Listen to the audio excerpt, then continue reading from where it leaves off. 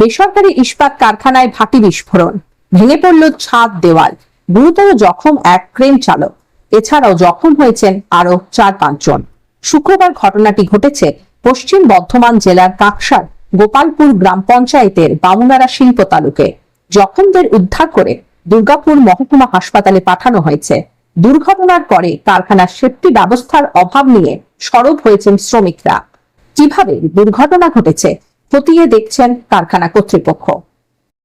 আমি এসে দেখলাম চারটা গাড়ি করে পরিমল ড্রাইভারকে নিয়ে গেল, দেখলাম গায়ের চামড়াগুলো ঝুলে গেছে। ও কিসের ড্রাইভার?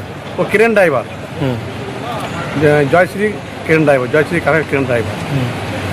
এইটুকু আমি দেখলাম। মানে আপনি কোথায় ছিলেন? আমি তখন ডিউটি ঢুকছিলাম, তারপর গাড়ি করে নিয়ে গেলে গেটের সামনে দেখলাম।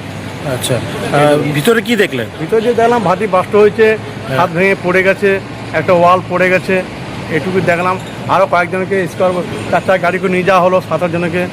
এটুকু আমি দেখলাম, বাস আর কিছু। গুরুতর আহত? হ্যাঁ, ও আহত তো ভালোই, ওই যা গাছ জ্বলে গেছে না, ও আহত তো ভালোই, ভালোই চোট লেগেছে। আর একজনের নাকি পড়ে গিয়ে পা ভেঙেছে, এটুকু আমি দেখলাম। ভাটি ব্লাস্ট হয়েছে কি? হ্যাঁ, ভাটির তো বাস্ট হয়েছে, ওয়াল পড়ে গেছে ভেঙে, হাত ভেঙে পড়ে গেছে। সেফটির কোনো ব্যবস্থা নেই এখানে? এরকম কোনো ব্যবস্থা নেই, তাদের কোনো ওয়ালে কোনো গার্ডের কোনো ব্যবস্থা নেই। তেমন ব্যবস্থা কিছু দেখতে পাচ্ছি। এখানে আমি শ্রমিক, এখানে কাজ করি। আপনি এখানে শ্রমিক? হ্যাঁ, শ্রমিক।